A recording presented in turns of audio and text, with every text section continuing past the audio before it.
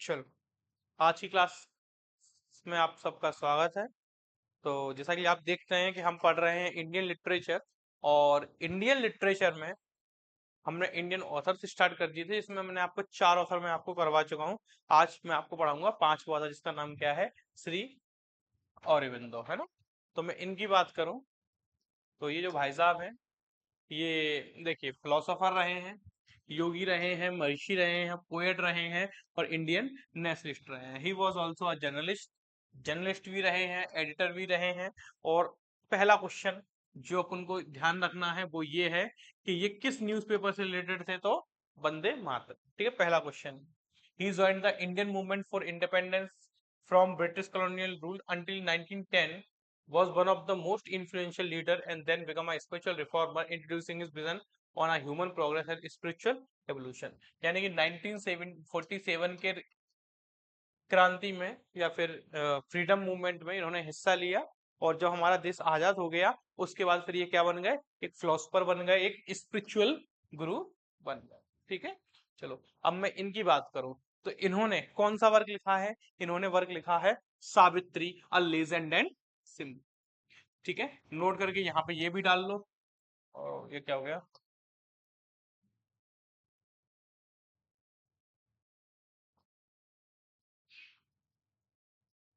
आ, अलग है।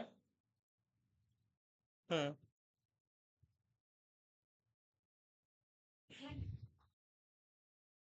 हम्म।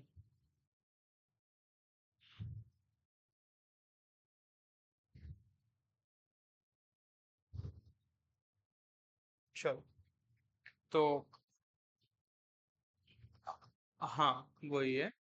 तो नोट करके ये लिख लो कि जो सावित्री जो वर्क है वो आपका और किसने लिखा है, तो वो और लिखा है आपका तोरुदत्त ने।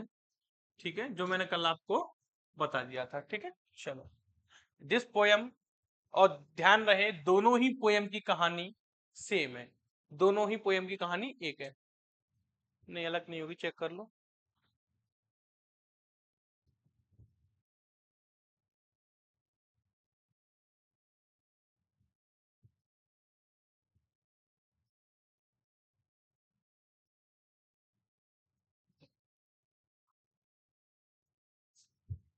समझो, सावित्री ने क्या है, यूं ही रैंडमली लिखा था उन्होंने, और जो अरविंदो हैं, इन्होंने उसको प्रॉपर एक्ट में डिवाइड करके प्रॉपर लिखा। समझ गए, पूरे डिटेल में लिखा है ना। हाँ मतलब ये ऐसे है ना। चलो, अब इसके बाद देखो, तो ये कहानी किसकी है, सावित्री और सत्यभान की, जो एक इवेंट है कहाँ से, महाभारत से। महाभारत से ये स्टोरी उठाई गई है। इसमें हमें क्या थीम देखने को मिली है, डिवाइन एसेज ऑन गीता, योग, ह्यूमन साइकिल, वेद, ये सारी चीजें हमें क्या है इसमें मिली हैं। ठीक है, तो चलो अब इसकी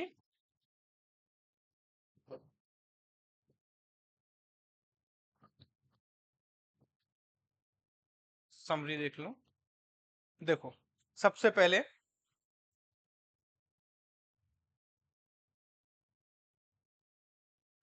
ये जो कहानी है वो इन्होंने ये कितनी किताब में लिखी है, 12 किताब लिखी। समझ गए इस चीज को। ये दामिनी,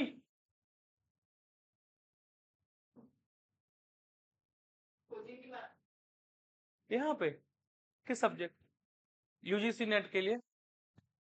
ओके, यूजीसी नेट या CSIR net, bio CSIR net. Okay, कहाँ रहती हो तुम, कहाँ रहती हो, इधर रहती हो। ठीक है, दीपक वहां पे एक नंबर लिखा होगा, देखो ध्यान से।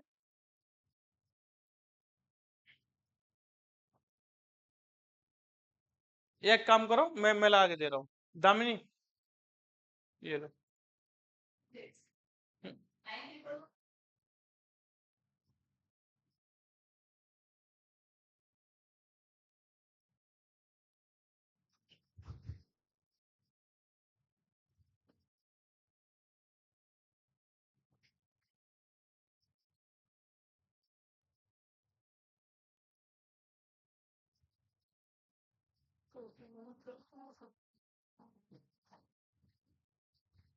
ठीक है, हाँ। और इधर कैसे घूम पड़ी तुम। अच्छा ओके, ये सर से बात करो, तो ये लाइफ साइंस देखते हैं ना ऐसा। और क्या मजे, सब बड़े चल रहा है। हाँ अभी एक बैच खत्म हो गया ना, दूसरा बैच है, इंग्लिश का बैच है। और चल रहा है, बस हो रहा है। ठीक है। हाँ हाँ हाँ, बिल्कुल।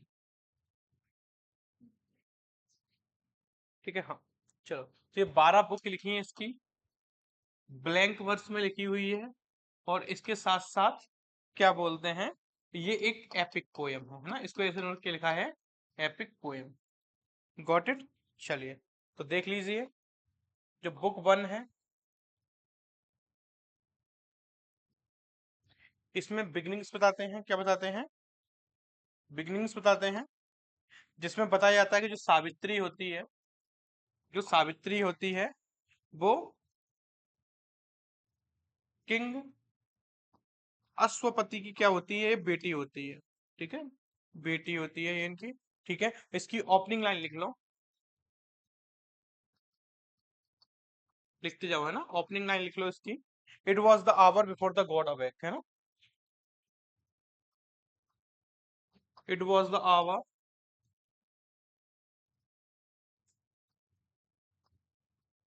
Before gods awake.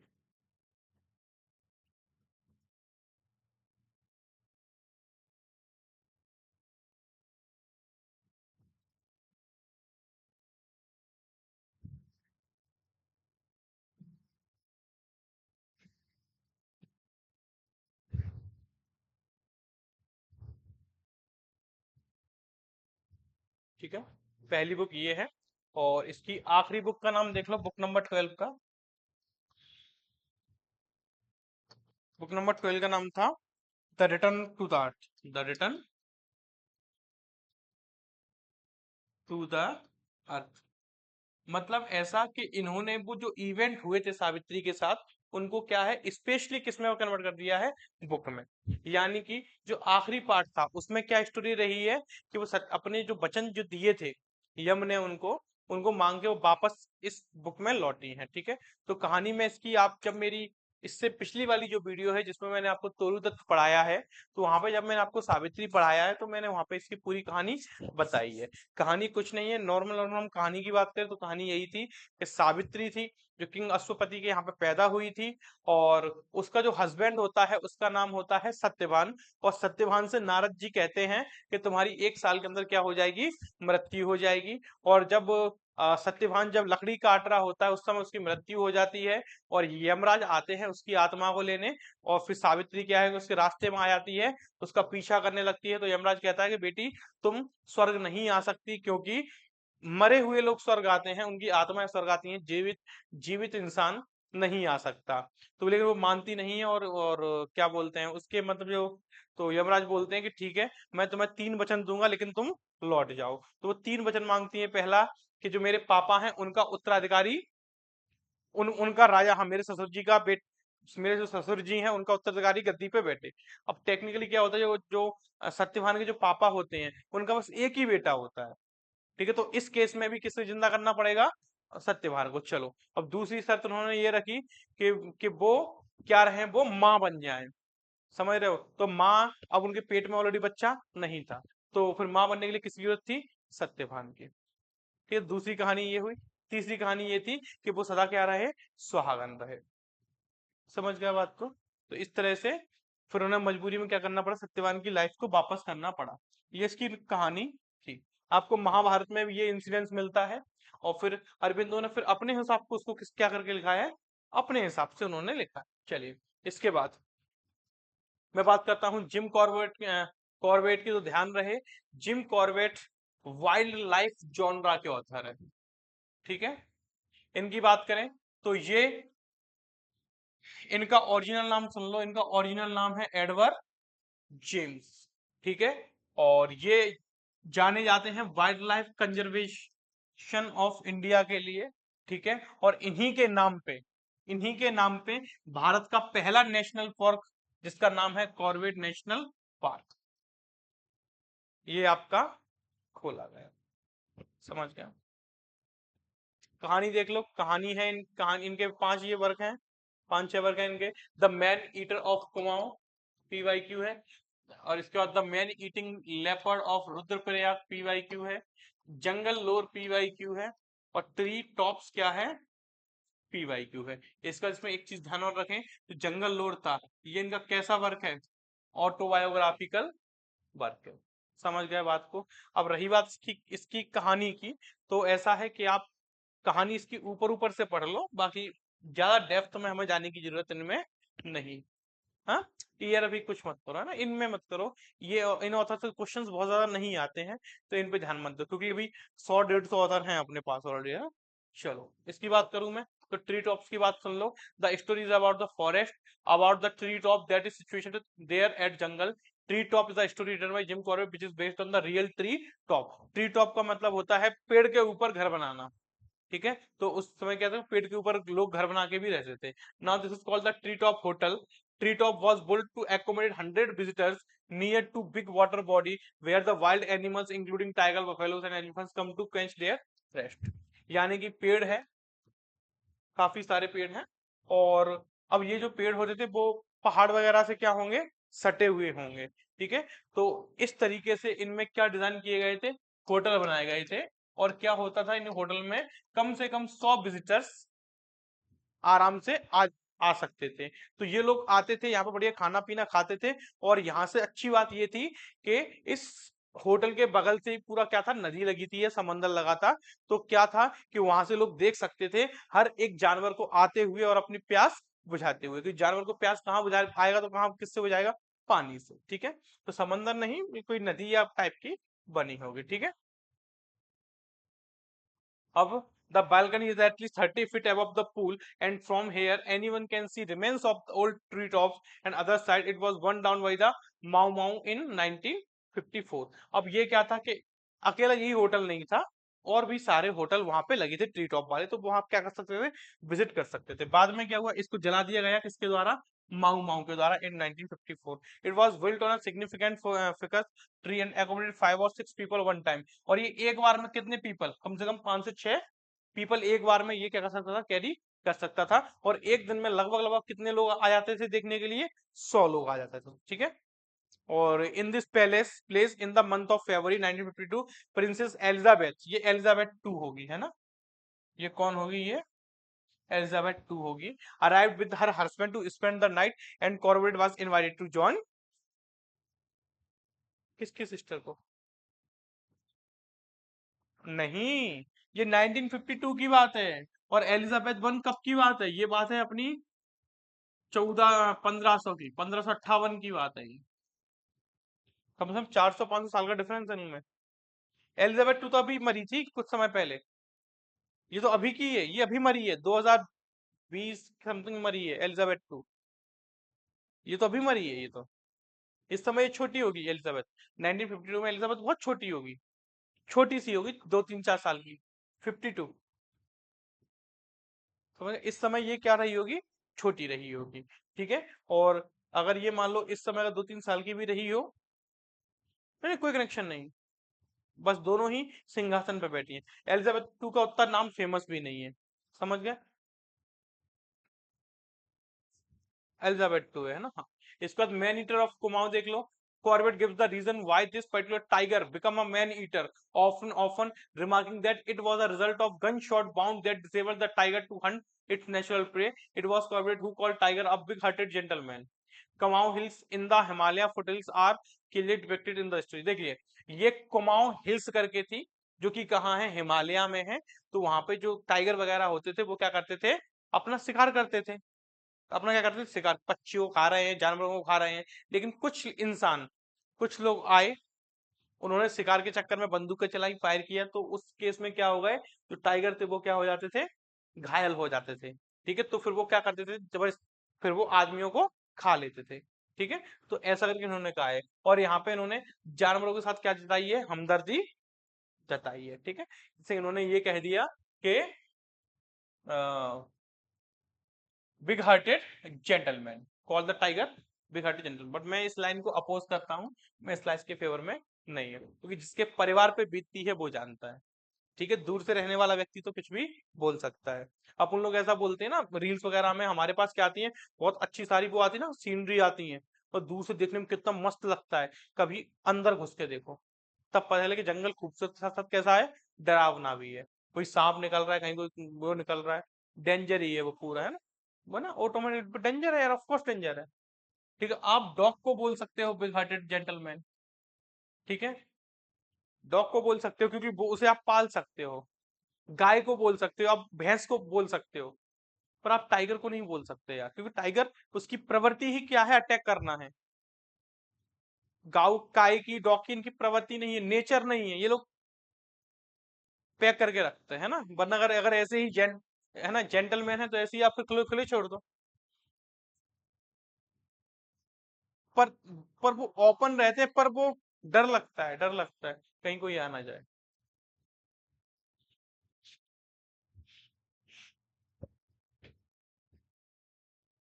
अब देखिए, इसका the man eating leopard of Rudraprayag. अब ये कहानी है रुद्रप्रयाग के मैन ईटर की। यानी मैन ईटर कौन है, आदमी को खाने वाला कौन, टाइगर। तो टाइगर की कहानी है ये, जो कहाँ रहता था, रुद्रप्रयाग में। Corbett ultimately kills the tiger. Here the tiger is the central character and story revolves around the trumpet killing of the tiger. मतलब इस कहानी में क्या है कि टाइगर मर जाता होगा आखिरी में। This particular book is about one leopard which terrorized a large region for many years and claimed about 420 lives as well. There is an unforgettable chapter in the book called Terror which narrate very widely about the village nightfall. अब क्या था, जो उसमें जो leopard था, ठीक है, जो लेपर्ड था, तो उसने उस पूरे एरिया को क्या किया था, टेररिटाइज करके रखा था, मतलब आतंक में रखा था, और उसने कम से कम 420 लोगों की मौत की थी, है ना। आपको पता है कि अभी कुछ समय पहले 2022 या 2023 में जंगल का सबसे बड़ा जो राजा था, उसका नाम क्या था, स्कारफेस। ये कौन था, ये शेर था, बब्बर शेर था ये, स्कारफेस। और ये अपनी मौत मरा है, मतलब काफी बूढ़ा हो चुका था, और इसने लगभग लगभग एक बहुत लंबे समय तक, बहुत लंबी सालों तक, मतलब 20 या 25 साल उस पूरे जंगल का ये राजा बना रहा था, है ना। इसने अपनी जिंदगी में बहुत सारे लोग मतलब बहुत सारे एनिमल मारे थे। ठीक है, अब देखो इनमें भी जैसे कुत्तों की गली होती है, शेर का क्या होता है, पूरा जंगल होता है। ठीक है, जैसे कुत्ते की गली में दूसरा कुत्ता नहीं आ सकता, उसी तरह शेर के जंगल में कोई दूसरा शेर नहीं आ सकता, आते हैं तो झुक के रहना पड़ता है। ठीक है, तो अभी जो लास्ट किंग था वो था स्कारफेस, नाम था उसका। ठीक है, इसके बाद jungle lore. Lore means traditionally transmit stories and so jungle lore means the story of jungle. Jungle lore by Jim Corbett is a sort of autobiography. The story concentrate on the minute information about jungles, animals, classification of species is also related to the hunting story. समझ गए बात को, यानी कि आप लोग मतलब इसको ऐसा ऐसा समझ लो कि ये जंगल के बारे में उन्होंने कुल मिला के बात करी है, टाइगर के बारे में बात करी है कुल मिला के। ठीक है, और अगर आप, जैसे मैंने आपको बोला है कि पीवाई क्यों लगा रही हो, क्या इनके एमसीक्यू एक साथ कैसे हो पाएंगे, क्यों, ऑथर वाइज लगाओ, ऑथर वाइज आपको मिल जाएंगे, है ना। ऑथर वाइज कम से कम ऊपर की 2 वीडियो देख लो, 2 वीडियो में क्या हो जाएगा, आपका एक ऑथर पूरा खत्म हो जाएगा। कोई भी क्वेश्चन एक्स्ट्रा भी बनेगा ना, वो भी कवर हो जाएगा। ठीक है, ये सब, हाँ, मेरे ख्याल से अभी करते जाओ तो फायदे में रहोगे। और एमसीक्यू भी कैसे करने, पॉइंट वाइज लिखनी है उनको। जैसे मान लो क्वेश्चन आया कि जंगल और रिटर्न वाई, तो तुम फिर ये लिखोगी क्या, ये नहीं लिखना है, जो तुम्हें आता है वो लिखना नहीं है, लेकिन जो तुम्हें नहीं आता उसको एज अ फैक्ट लिख लो। समझ गए बात को, तो उससे क्या, और इसी में लिख लो ताकि वो रिवीजन साथ में हो जाए। और 2 वीडियो देख लो, आपका पूरा उत्तर अच्छे से खत्म हो जाएगा। समझ गए बात को। चलिए, इसके बाद ये कौन है, आनंद सी कोमर स्वामी है। ये हमें मिले नहीं है ऑथर ये। ठीक है, ये ऑथर हमें मिले नहीं है, तो इनको छोड़ दो, एग्जाम में भी नहीं मिला है ना। इसके बाद देखते हैं सरोजनी नायडू को। सरोजनी नायडू को आप सब लोग अच्छी तरह से जानते हैं। सरोजनी नायडू को आप क्या है, अच्छी तरह से जानते हैं। तो मैं इनकी बात करूं तो सरोजनी नायडू जो पैदा हुई थी वो हुई थी 1879 में पैदा हुई थी, और 1914 है, एक सेकंड, हाँ हाँ, तो 49 साल ये रही, और 20 साल वो रही, 20-21 साल वो रही, है ना, कम से कम 80 तो 20, वो 50, ये 70, कम से कम 70 70 70 साल ये जी के गई थी। ठीक है, इनकी बात करें तो अब इनकी बात सुन लो। She was the an Indian political poet who served as the first governor of United Province. देखिए, पहला क्वेश्चन, ये ये भारत की पहली गवर्नर थी, किसकी? यूनाइटेड प्रोविंस की। अब समझ लो, ये हमारा जब देश आजाद नहीं हुआ था, या सॉरी, हमारा जब देश आजाद हो गया था उसके बाद तब मध्य प्रदेश नहीं था। मध्य प्रदेश और भी जो एरिया थे, जैसे सीपी बरार करके है ना, सेंट्रल प्रोविंस करके, तो ये एरिया तब डिवाइड थे। तो उस समय ये क्या थी? उसकी गवर्नर थी। फिर बाद में ये एरिया क्या हो गए थे? डिवाइड हो गए थे। ठीक है। और इसके बाद है ना, इन्होंने स्वतंत्रता संग्राम में मतलब इन भाई 1947 की फ्रीडम मूवमेंट में भाग लिया। इसके बाद ये पहली इंडियन वुमेन थी जो प्रेसिडेंट बनी, किसकी? आईएनसी की, इंडियन नेशनल कांग्रेस। ठीक है। इसके बाद ये एक बंगाल की फैमिली से आती हैं। ठीक है। और ये मद्रास, लंदन, कैम्ब्रिज में भी पढ़े ये। ठीक है। इसके बाद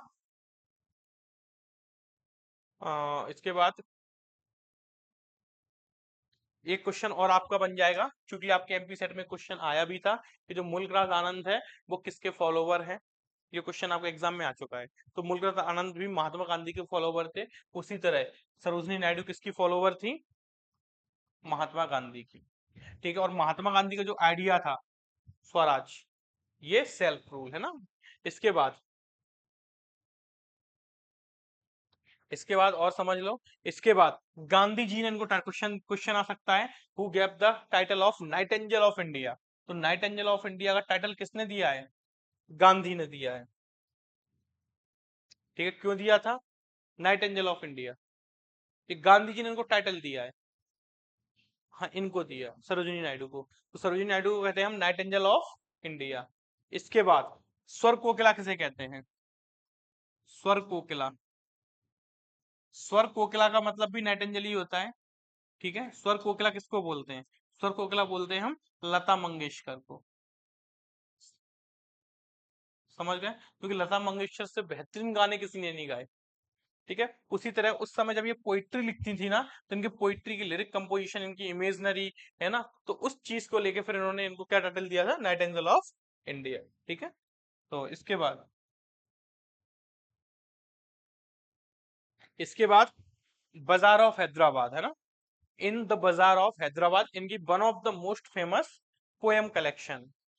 ठीक है। ये भी हमें देखना है। और इससे क्वेश्चन आया है ना, सरोजिनी नायडू एग्जाम में क्वेश्चन आए हैं। ये भी PYQ है।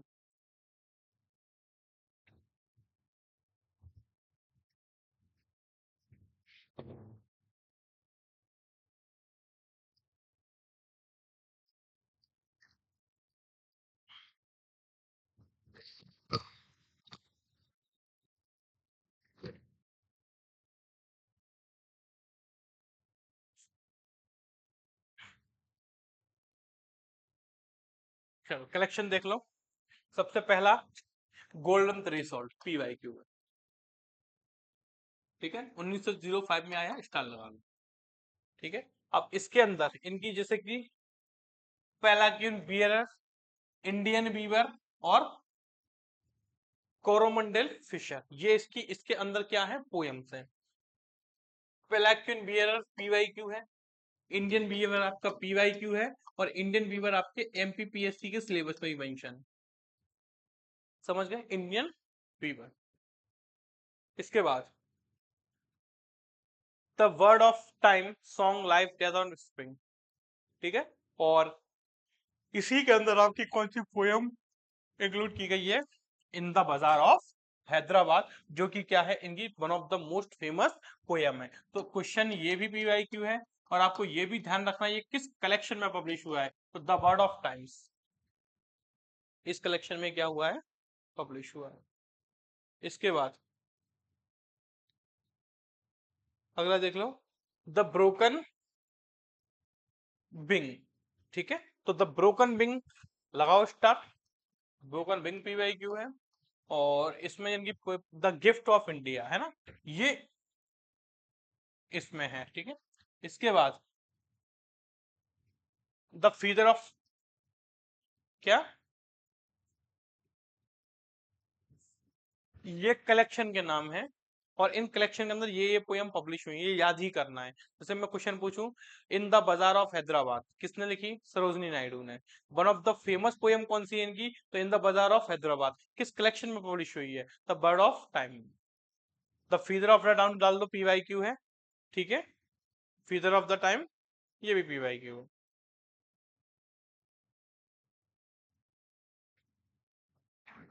चलिए अब इनकी कुछ अब वहीं से हमने क्या उठाई, पोयम उठाई। तो नोटेबल पोयम में कौन सी है, पलाक्वियन बीवर, PYQ है, इंडियन बीवर PYQ है, बाजार ऑफ हैदराबाद PYQ है, गिफ्ट ऑफ इंडिया, स्टार लगा लो, ठीक है।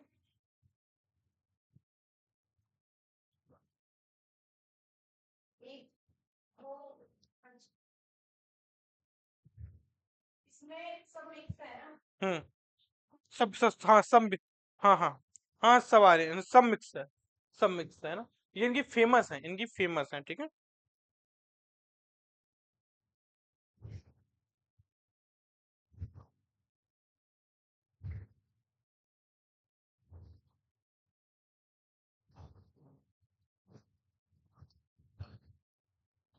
ठीक है, अब हमें क्या करना है, हमें ये 3 पोयम देखनी है।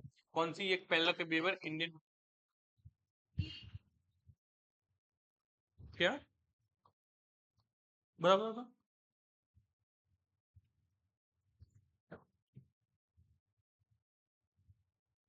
क्या जिस हमने जो पोइट्री पढ़ी,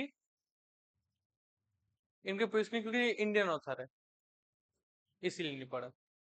ओ, किसमें फिर से बोलना, पोइट्री जो पढ़ी ना, तो वो जो अपन जो पोइट्री पढ़ते हैं, poetry, drama, fiction, non fiction, वो है आपका ब्रिटिश लिटरेचर, यानी कि उसमें जो इंग्लैंड वाले जो लोग हैं उनकी पढ़ते हैं, और जो इंडियन है इसमें पढ़ते हैं जो इंडिया में पैदा हुए उनकी पढ़ते हैं। इंडिया में पैदा हुए लेकिन लैंग्वेज कौन सी लिखी, इंग्लिश, और उनमें कौन से पढ़ते हैं जो इंग्लैंड में पैदा हुए, लैंग्वेज कौन सी लिखी, इंग्लिश। समझ गया बात को। तो अब हमें ये समरी थोड़ी सी देखनी है, ठीक है, तो एक बार ये देख लेते हैं हम।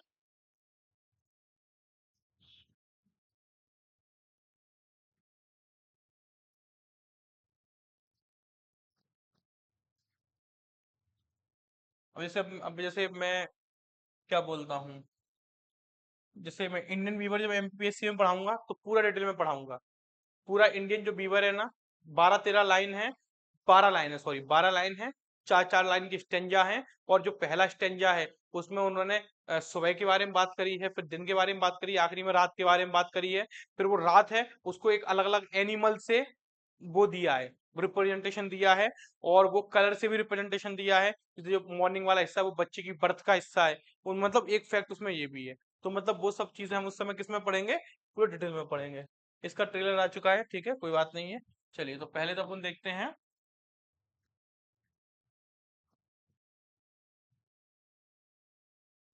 पहले क्वीन बियर, ठीक है। चलो 5 मिनट की समरी है, फटाफट देख लेते हैं अब। नहीं ये वाली ठीक है, लाइन टू लाइन एक्सप्लेनेशन है, वो नहीं देख लेते हैं, ठीक है। So hello everyone, welcome back to the channel. In today's video, we are going to be doing a live analysis of a very famous poem that has been asked in your exam with the exact lines by Lincoln Weaver, politically active personality and a renowned person who was the voice of our India's national struggle for freedom as well as who became the voice for the women's struggle. She is rightly known as the Nightingale of India because she has written innumerable lyrical works, poetry collections, and so many of the poetries that is the पालकी वाली। पालकी कौन होते हैं, जैसे आपने Indian movies मजा आ रहा है इसमें, देखा होगा कि जब एक इसकी इसकी ये बहुत सही बनाता है ना। देखो समझ लो, पालाक्विन बीर का मतलब होता है पालकी, जहाँ पे जो औरत होती है ना, जब वो शादी पे जाती है ना, पहले जमाने में पालकी चलती थी ना, इसमें बैठ के आती थी, आजकल की कार में बैठ के आती है, ठीक है, ऐसा है ये। एक बार देखो, देखो आज की वीडियो में होगा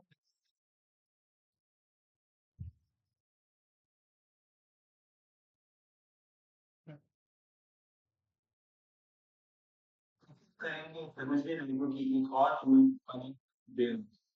ये जो पोएम है इसकी एक टाइटल मैं आगे आपको बताऊंगा। छोटी सी पोएम है दोस्तों, बहुत ही खूबसूरत पोएम है। लाइन टू लाइन इसको करके शुरू करते हैं। वैलेंटाइन बेयर का मतलब ये है कि दुल्हन की पालकी उठाने वाले जो होते हैं, जो गाना गाते जाते अपने साथ में दुल्हन को लेकर जाते हैं, उनको बुलाया जाता है वैलेंटाइन बेयर। शुरू करते हैं, लाइटली तो lightly we bear her now. Lightly मतलब बहुत ही धीरे, बहुत ही लाइटली हम इसे अपने साथ उठाकर चलते हैं। किसको? दुल्हन को। She is sweet like a flower the wind of. हमारी जो गाने की हवा चल रही है, हम उसे ले जाते हुए जो गाना गा रहे हैं, उसमें हवा में जैसे फूल इधर उधर डगमगाता है, डोलता है, वैसे ही वो उसमें बैठती है अंदर डोली। देखा होगा जब पालकी चलती है तो अंदर मूवमेंट होती है, तो कोई बैठा रहता है तो दुल्हन बैठी रहती है तो इधर उधर डोलती है। She skills like a bird on the foam of a stream. एक नदी की फॉर्म पर जैसे एक बर्ड होती है, जैसे चिड़िया होती है, वो फिर मतलब एक चिड़िया की तरह वो तैरती हुई आती है हवा में, और नदी की फॉर्म को छूकर वापस ऊपर उड़ जाती है, उतनी लाइट है। She floats like a laugh from the left of a tree. मतलब वो तैरती है जैसे कोई सपनों के होठों से निकली हुई हंसी की तरह। Gaily O gaily, we glide and we swim. चलिए देख लीजिए कितनी लाइन है इसमें, 12। टोटल लाइंस कितनी है? 12। स्टेंजा कितने लाइन का है? टोटल कितने स्टेंजा हैं? 3। और हर एक स्टेंजा कितने लाइन का है? 4 लाइन्स का। समझ आई बात को? इसके बाद राइम स्कीम आप इसकी देख लो। ए ए बी बी सी सी। इसके बाद ए ए बी बी सी सी।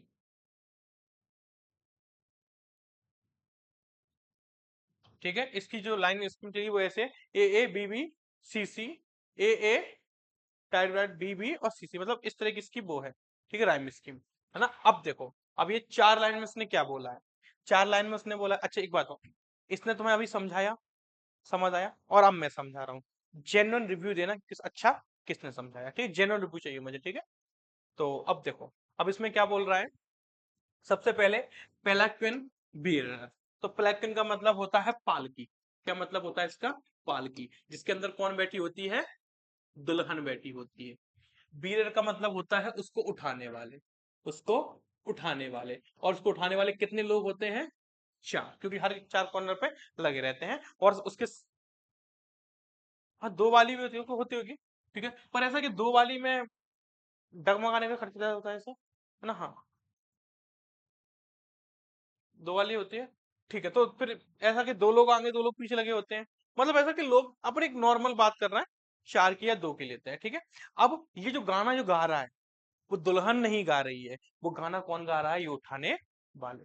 तो उठाने वाले क्या कहते हैं? लाइटली और lightly we bear her along. वो कहते हैं कि जो ये हमने पालकी उठाई है, जो पालकी उठाई है, वो और वो दुल्हन भी उसके अंदर बैठी है, तो वो दुल्हन इतनी हल्की है कि हमें कोई बोझ ही महसूस नहीं होगा। She always like a she sways like a flower in the wind of our song. और हम उस पालकी को उठा के, जो हम पालकी को उठा के चल रहे हैं, और हम चलते चलते क्या गा रहे हैं? गाना गा रहे हैं। और वो जो गाना हम गा रहे हैं वो कौन सुन रही है? दुल्हन भी सुन रही है। दुल्हन भी उस, अब जैसे हम गा रहे हैं, हम जैसे गा रहे हैं और हम बड़े झूमते झूमते चल रहे हैं, तो उसी तरह वो जो दुल्हन बैठी है वो हमारे गाने सुन रही है, और वो भी क्या कर रही है? झूम रही है हमारे गानों में, ठीक है। She skims like a bird on the foam of string. यानी कि वो क्या है? वो किसकी तरह है? जो वो किसकी तरह? वो एक बर्ड की तरह है, एक ऐसी बर्ड जो नदी बहती है, तो बर्ड आती है, नदी को छू के चली जाती है। तो ये भी हमारे लिए कैसी है? आई है और छू के हमें चली जाएगी। She floats like a laugh from the lips of dream. यानी कि हम जब सपना देखते हैं तो हमारे होठों पे जिस तरह की मुस्कान आती है, तो वो उस तरह की है। चलिए समझ आए बात को, 4 लाइन को या रिव्यू।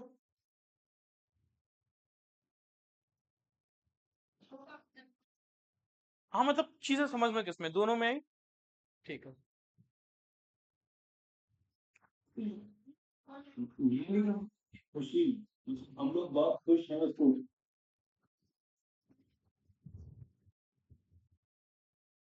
खाते हुए। ग्लाइड, हम ग्लाइड करते हैं और गाना भी गाते हैं। ये बीट और long like a pearl on string. जैसे कि वो ऐसे लगती है, ऐसा लग रहा है जैसे हम लोगों ने एक धागे में मोती को उठा रखा है। सॉफ्टली और softly we bear her now. बहुत सॉफ्टली हम उसे लेके जा रहे हैं अपने साथ में।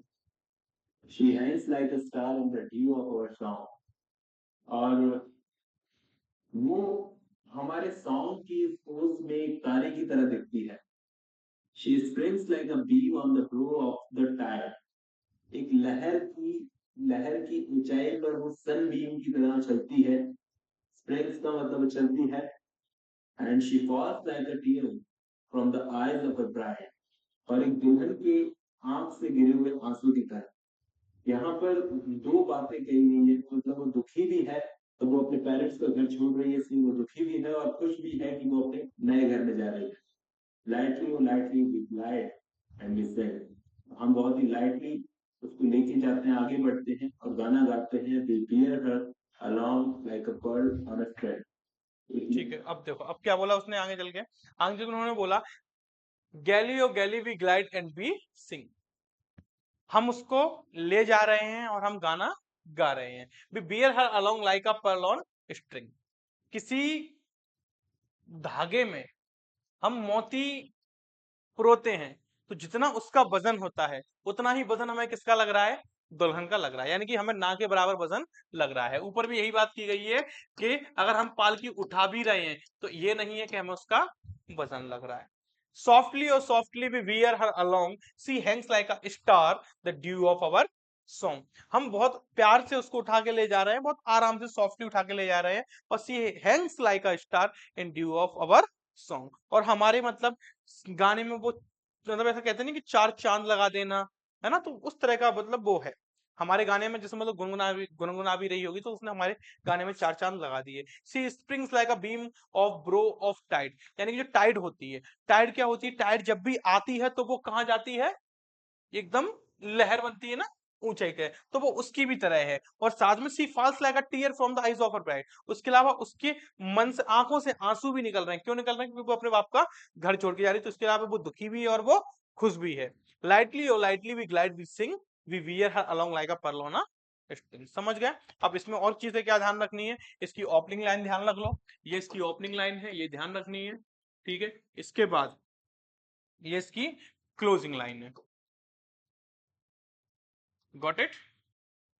इसकी क्लोजिंग लाइन डन। अब होमवर्क तुम्हारा क्या रहेगा, कहानी समझ में आ गई ना ये, पर अब उसको अपनी लैंग्वेज में लिखना पड़ेगा, वरना भूल जाओगे ना, रिवीजन नहीं करोगे तो भूल ही जाओगे। पर पीछे मत लिखो, उसी के यहीं लिखो। अच्छा उसमें जगह नहीं है यार। ठीक है ठीक है, पर इतना फिर कब तक लिखोगे, कब तक लिखोगे ये ऐसे। पूरा मत लिखो, मतलब अपने नॉर्मल अपने हिसाब से लिख लो ना, मतलब घर पे लिख लेना, अपने हिसाब से लिख लेना। ठीक है, अपने हिसाब से तो मैं ठीक लगे। ठीक है, इसके बाद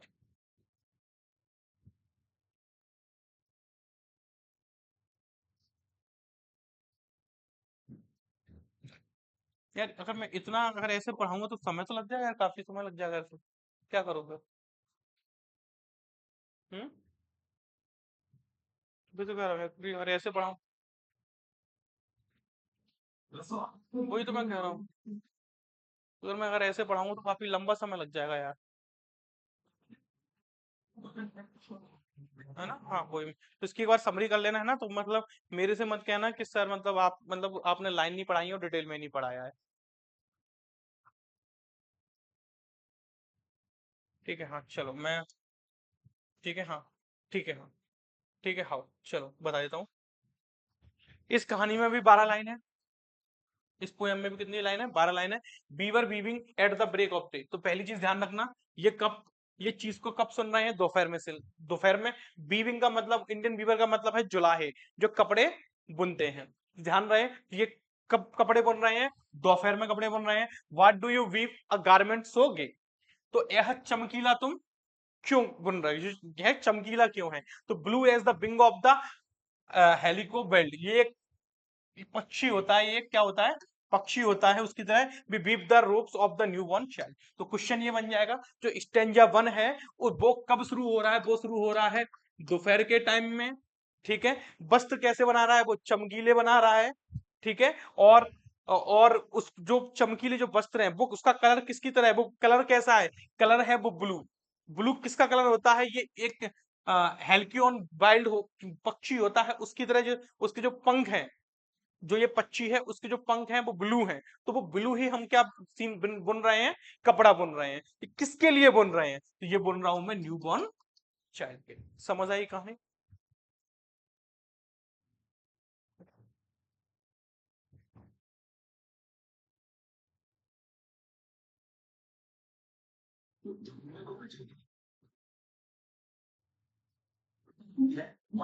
इसके बाद जब दूसरा स्टेंजा शुरू होता है तो beaver viewing a fall of night, शाम के समय, रात नहीं हुई है, रात रात नहीं हुई है, इस शाम का समय, fall of night. What do you weave a garment so bright, तुम इतना सफेद क्यों सिल रहे हो? लाइक द प्लूमर्स ऑफ, किसकी तरह? ये जो सफेद है वो किसकी तरह है? मतलब ब्राइट ब्राइट है ना, किसकी तरह है ये है plumes of peacock, purple and green. यहाँ पे किस पक्षी को बताया गया है? पिकॉक को, उसमें हेलिक्यूलोवाइल्ड को, है ना। तो ये हम किसके से लिए सुन रहे हैं? ये सुन रहे हैं हम किसी भी लड़की की या किसी भी रानी की क्या होती है, शादी होती है उसके लिए। ये सफेद कलर नहीं है, ये ब्राइट है, ठीक है, सफेद नहीं है, ये क्या है, ब्राइट टाइप का। समझ गए ना? तो चारों में हमें समझ आया। चारों में हमें चार इसमें पूरी कहानी में हमें दो तीन चीजें ध्यान रखनी है। एक समय कौन सा है, एनिमल कौन सा है, और कलर कौन सा है।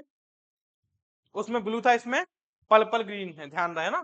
और ये किसके लिए है, समझ गए बात को? ये चार चीजें ध्यान रखनी है। उम्मीद करता हूँ ये दोनों स्टेजेस आपके क्लियर हुए होंगे, ठीक है। मैं क्या कह रहा हूँ, अगर अपन समय हो अपने पास तो इसको अपन बहुत अच्छे से पढ़ सकते हैं, पर सिर्फ समय हो तब, ठीक है। बीवर बीव, अब अगला है, आखिरी है, बीवर weaving solemn and still, what do you weave in the moon light chill, रात का समय है जब चंद्रमा निकला हुआ है, ठंडी ठंडी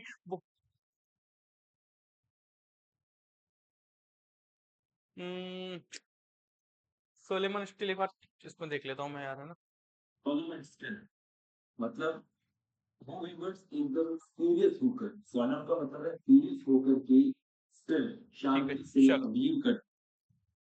इसका मतलब है अब जो आखिरी स्टेंजा है उसमें ये लोग जो सुन रहे हैं वो कैसा लिख रहे हैं, एकदम सीरियस होके उसको बुन रहे हैं, ठीक है। कब बुन रहे हैं? रात के चंद्रमा का समय है, क्यों सुन रहे हैं? और ये ध्यान रहे इसमें कलर कैसा है, अब ये जो सिल रहे हैं वो कैसा है, वो एकदम व्हाइट है ना, व्हाइट है, किसकी, पंखों की तरह, मतलब वो किसी के फीदर पंखों की तरह सफेद है, या फिर जो बादल जितने सफेद होते हैं उतना सफेद है। और हमें पता है कि सफेद कपड़ा हम कब इस्तेमाल करते हैं इंडिया में, किसी की डेथ पे। समझ गए बात को? तो ये किसके लिए था, ये डेथ लोगों के लिए। समझ गया बात को? पूरी कहानी हुई। इसके बाद in the bazaar of Hyderabad भी यार, अगर मैं इतना, शिट 42 मिनट हो गए यार, 42 मिनट की क्लास हो गई। अरे यार, ठीक है, in the bazaar of Hyderabad कर लेना, ठीक है, मजबूरी है मेरी, ठीक है। समझ के बाद तो मैं मेन मेन समरी तो आपको बता ही दूंगा, ठीक है। और चलो, है ना, ये देख लो, द बाजार ऑफ हैदराबाद है, a colourful and musical depiction of the vibrant market of Hyderabad. यानी कि इसमें क्या की गई है, जो हैदराबाद है, हैदराबाद में जो मार्केट है उसके बारे में इन्होंने क्या किया है यहाँ पे, बताया है, ठीक है। इसके बाद अगला ऑथर देख लो, अगले ऑथर का नाम है हरियन्ना, एग्जाम में उतना ज्यादा नहीं आया, ठीक है। ये भी एक संस्कृत के प्रोफेसर थे, और एक किसके कंटेम्परेरी हैं, डॉक्टर सर्वपल्ली राधा कृष्णन के, ठीक है। इसके बाद इनके प्रोमिनेंट वर्क में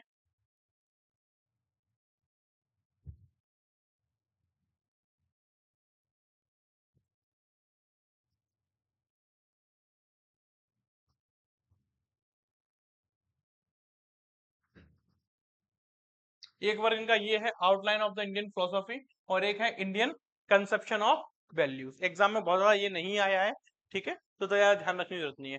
चलिए, अगले ऑथर है मुंशी प्रेमचंद्र। अब इनकी हम बात करें तो भाई इनको पढ़ने के लिए भैया, मतलब आपको एक सवाल लो ऐसा, आपको 1 साल चाहिए, सिर्फ इनको पढ़ना पढ़ना है तो आपको 1 साल चाहिए, पर अपना तो समय भी नहीं है, ठीक है, समय भी नहीं है ना, तो समरी भाई करनी ही पड़ेगी, करनी ही पड़ेगी, कोई चारा ही नहीं है आपके पास। समझ लो, इनका रियल नाम है धनपत राय श्रीवास्तव, पीवाईक्यू डाल दो, पहला पीवाईक्यू। इसके बाद इनको हम किस नाम से जानते हैं, मुंशी प्रेमचंद से, या फिर प्रेमचंद के नाम से, ठीक है। और ये हिंदुस्तानी लिटरेचर के एक बहुत बड़े कवि हैं, मतलब हिंदी साहित्य के कवि हैं। इन्होंने जो भाषाएं इस्तेमाल की हैं वो की हैं हिंदी और उर्दू भाषाएं इस्तेमाल की हैं। इनके जो फेमस वर्क हैं, गोदान, करम भूमि, गबन, मानसरोवर, ईदगाह। ठीक है, बचपन में आपने ईदगाह पढ़ी होगी। ये चिमटा वाली कहानी थी, है ना। जो वो जो रमजान का समय था, वो बच्चा, वो उसकी जो दादी थी, वो उसको कुछ पैसे देती है जोड़ के, और उससे कहती है कि बेटा जा अपने लिए मेले से कुछ खरीद ला। लेकिन जो बच्चा था वो क्या करता था, वो अपनी दादी को देखता था कि उसकी जो दादी है वो हाथ से रोटी सेक रही है और उनके हाथ क्या है, जल जा रहे हैं। ठीक है, जल जा रहे हैं। तो फिर वो लड़का क्या करता है, उस रुपयों से वो चिमटा लेके आ जाता है। समझ गया बात को। तो ये कहानी इसमें थी। गोदान में जमीन को दान, है, गाय वाली कहानी है ना। वो दो भाई थे, उनमें लड़ाई हो जाती है, ठीक है, वो वाली कहानी है ना। और है ना, एमएमए थी ये, हाँ। और इनकी एक कहानी और है, आई थिंक गबन है कि कफन है, कफन भी लिखी है शायद इन्होंने। ठीक है, कफन भी लिखी है। ये भी बहुत प्यारी कहानी है, मतलब बहुत अच्छी कहानी है ना। दो दो आदमी हैं, एक एक बाप है, एक बेटा है। दोनों घर के बाहर बैठे हुए हैं, और जो बेटे की जो बहू है वो अंदर है कमरे के, उसकी डिलीवरी चल रही है। लेकिन डिलीवरी चलते चलते वो क्या करती है, वो मर जाती है। और इनके पास पैसे होते नहीं है कफन के। तो क्या करते हैं, क्योंकि है ना, तो क्या करते हैं, ये गांव से उधार लेने की बात करते हैं। पर गांव से उन्होंने इतना ऑलरेडी उधार ले चुका होता है कि लोग इनको वो नहीं देंगे। पर फिर भी लोग दया करते हैं, और क्या करते हैं, एटलीस्ट कफन के लिए तो पैसे इनको दे देते हैं। लेकिन ये ससुरे क्या करते हैं, दोनों लोग उन पैसे से क्या पी जाते हैं, दारू पी जाते हैं। समझ गया, मतलब अच्छी कहानी है। मतलब ये उन्होंने उस समय क्या बताई है, बिल्कुल रियल लाइफ डिफिक्शन बताया है इन्होंने ना। अब इन्होंने डजन्स ऑफ नॉवेल लिखी थी, मतलब कम से कम 15-20 नॉवेल लिखी थी, 300 शॉर्ट स्टोरीज लिखी थी। अब हम सब तो नहीं पढ़ सकते ना, ये भी आपको अच्छे से पता है। ध्यान क्या रखना है, सबसे पहले गोदान ध्यान रखनी है, पीवाईक्यू डाल दो, और इसकी समरी करनी है भाई, है ना। समरी करनी है, इस चीज को ध्यान रखना। 1936 आपको समरी में ध्यान रखो, आपको मेन कैरेक्टर्स के नाम हर हाल में पता होने चाहिए। ठीक है, कैरेक्टर्स पता होने चाहिए। Consider Premchand masterpiece, this novel portrays the life of poor farmer होरी। ये पीवाईक्यू है। ठीक है, ये क्या है, पीवाईक्यू, होरी इसका कैरेक्टर था। मैं, इसके बाद निर्मला। ठीक है, निर्मला किसकी है, एक कहानी है एक लड़की की, एक डाउरी की। ये कौन सा शूट आती है, डोरी उठाती है, यानी कि एक जवान लड़की जिसकी शादी किससे कर दी जाती है, एक बुढ़े आदमी से कर दी जाती है। समझ गए बात को। ठीक है, इसके बाद गबन। गबन में कौन है, the story of Ramnath who turns to embarrassment of satisfying his wife's material desire leading to his downfall. Gaban में ये कहानी है। इसके बाद करम भूमि। ये करम भूमि किसकी कहानी है, ये कहानी है अमरकांत के बारे में। ठीक है, जो कि ये समाज सुधारक होता है। रंग भूमि, ये किसकी कहानी है, एक ब्लाइंड बेगर जिसका नाम क्या था, सूरदास। इसके बाद सेवा सदन, ये किसकी कहानी है, उर्दू में है बाजारे हुस्न। तो समरी आपको गोदान की करनी है, समरी आपको गबन की करनी है। ठीक है, चलो इसके बाद कफन। प्रेम प्रेमाश्रम भी लिखी है, और एक उन्होंने क्या लिखी है, कफन लिखी है ना। ये इनकी one of the most tragic short story है। ठीक है, और revolve around the poetry second life of the lower caste couple Ghisu और उसकी वाइफ जुनिया। ये पीवाईक्यू है ना, घीसू भी पीवाईक्यू है। इसके बाद कुछ शॉर्ट स्टोरीज में आपको पता है, मानसरोवर, कफन, शतरंज के खिलाड़ी भी, शतरंज के खिलाड़ी भी इनका पीवाईक्यू है ना, शतरंज का पीवाईक्यू है। और ये इसकी कहाँ पे सेट है, ये उर्दू में सेट है। Focusing to novel offering chess obvious to political changes. और ये चेस खेलते हैं, इसमें क्या खेलते हैं, कौन सा गेम खेलते हैं, चेस खेलते हैं। ठीक है, इसके अलावा ईदगाह मैंने आपको बताया था अभी। तो ईदगाह क्या, किसी कहानी, एक जवान लड़के की, बच्चे की कहानी है, जिसका नाम क्या होता है, हामिद होता है। जो क्या करता है, बाय अ पेयर ऑफ चमीटा खरीदता है, किसके लिए, अपनी दादी के लिए, किसके मौके पे, ईद के मौके पे। समझ गए, कहानी सिंपल। कहानी इन्होंने बहुत टफ नहीं लिखी। मुंशी प्रेमचंद्र ने कहानी टफ लिखी ही नहीं है। मुंशी प्रेमचंद्र ने एक सिंपल सरोवर भाषा का इस्तेमाल किया, लेकिन कहानी सारी प्यारी लिखी है उन्होंने, है ना। कनेक्ट कर जाते हैं, है ना। और जैसे अगर मुझे समय, जिंदगी में कभी समय मिला, अगर अगर गवर्नमेंट प्रोफेसर बन जाते हैं, तो अगर समय मिलता है, तो मतलब ऐसा कि इनकी कहानियां हम ओरिजिनल किताबें पढ़ेंगे भी। क्योंकि क्योंकि जब आप गवर्नमेंट बन जाओ, तो आपके पास वही 4 चैप्टर होंगे। तो उनको तो आप एक साल में खत्म कर ही लोगे, अगली साल में वो आपको रिपीट ही करने हैं। ठीक है, तो लेकिन आप अपने आप को कुछ पढ़ोगे, तो हम इन किताबों को मतलब अपन पढ़ सकते हैं उसके लिए। ठीक है, इसके बाद पूस की रात भी इन्होंने लिखा है, इस पे भी स्टार लगा लो। ठीक है, एक प्ले लिखा था इन्होंने संग्राम करके। चलिए, ठीक है, ठीक है, ये समरी करती जाना भाई, पीवाईक्यू करते जाना, है ना, बहुत जरूरी है गोवन की। ठीक है, इनके ने, ठीक है, कैरेक्टर्स पता होने चाहिए। इसके बाद निराज सिंह चौधरी, हाँ? नहीं नहीं नहीं, किस और किसी की नहीं, ठीक है। 3 के है ना। हो सके तो एक काम करना, एक नोटबुक ले लेना। नोटबुक में क्या करना, जिस ऑथर की आप समरी कर रहे हो वो ऑथर का नाम डाल दो, उसकी समरी का डाल दो, और फिर जो पीवाईक्यू लगा रहे हो आप, एमसीक्यू लगा रहे हो यूट्यूब पे, वो एमसीक्यू भी वहां पे लिख लो। ठीक है, तो इंडियन के आपके 2 नोट्स हो जाएंगे, एक ये और एक आपके वो किताब वाली। ठीक है, तो इसमें सब जगह, क्योंकि ये मैंने हाल शुरुआत में बनाए थे ना नोट्स, पर कितने कितने लगवाए हैं, पर 10 से क्या होगा, और था तो हमारे पास 100-150 है ना। ठीक है, ये क्या था कि ये मैंने नोट्स शुरुआत में बनाए थे। हाँ, तो ये नोट्स मैंने शुरुआत में बनाए थे, तो उस फिर मैंने उस समय, अब समझ लो तो शुरुआत थी तो उस समय उसी हिसाब से नोट्स बने हैं। अब इन्हें कभी सब अभी लेकर तो एडिट करूंगा इनको। चलो अब इसके बाद देख लेते हैं, निराज सिंह चौधरी की बात कर लेते हैं। 2 क्वेश्चन इनके बहुत ज्यादा एग्जाम में पूछे गए हैं। सबसे पहले तो एक हिज दिमाग बंगाली प्रोज पीस, इन्होंने बंगाल में एक प्रोज लिखा है, आत्मघाती बंगाली, यानी कि सुसाइडल बंगाली। ठीक है, और एक इन्होंने क्या लिखा है, बंगाली जीवनी रमानी, यानी वुमेन इन बंगाली राइफ। ये 2 प्रोज वर्क लिखे हैं इन्होंने, इन पे स्टार लगा लो, आत्मघाटी बंगाली और बंगाली जीवन रमानी। ठीक है,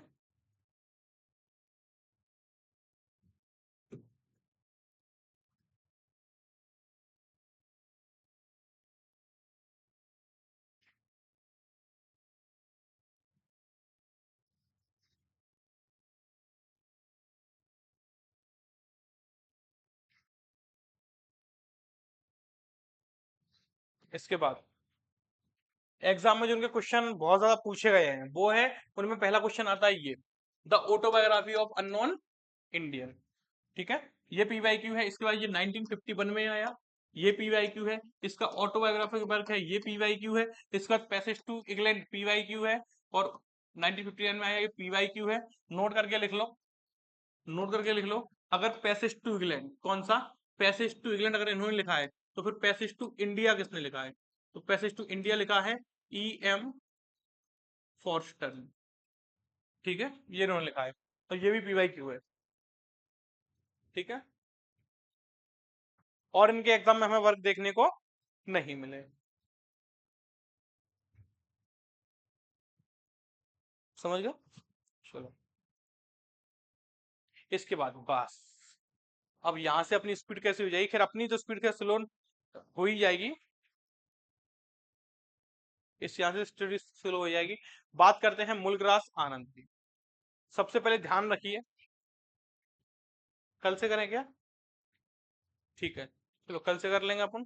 समझ लो, मूलग्रास आनंद, देखो ये 3 ऑथर हैं, ये त्रिदेव हैं। ऐसा हम कहें कि त्रिदेव ऑफ इंडियन लिटरेचर, या हम कहें 3 पहिए या 3 pillar, 3 pillars of Indian literature. 3 लोगों के नाम आएंगे आपके, मूलग्रास आनंद, आर के नारायण और राजा राव। 1 2 3, ये 3 लोग हैं, और अगले अगले वाली क्लास में ये 3 लोग ही चलने वाले हैं पूरा डिटेल में।